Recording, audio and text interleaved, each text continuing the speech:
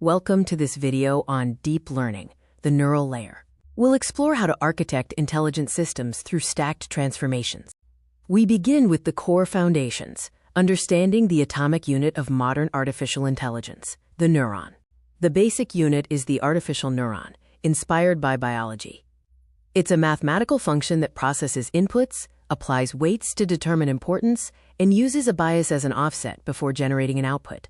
Mathematically, learning involves optimizing millions of weights and biases.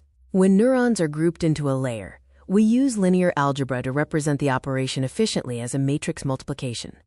Z equals W times X plus B. The hidden layers sit between the input and output. They are the engine room, where features are automatically extracted. In deep networks, each layer learns more abstract representations of the data than the previous one.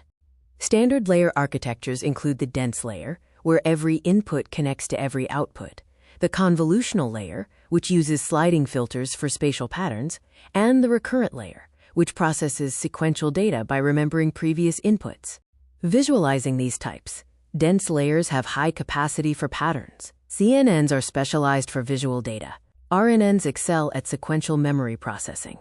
Nonlinearity is introduced through activation functions. RealU is standard for hidden layers. Sigmoid is for binary classification output. Softmax handles multi-class classification, and TON is often used in RNNs and LSTM layers.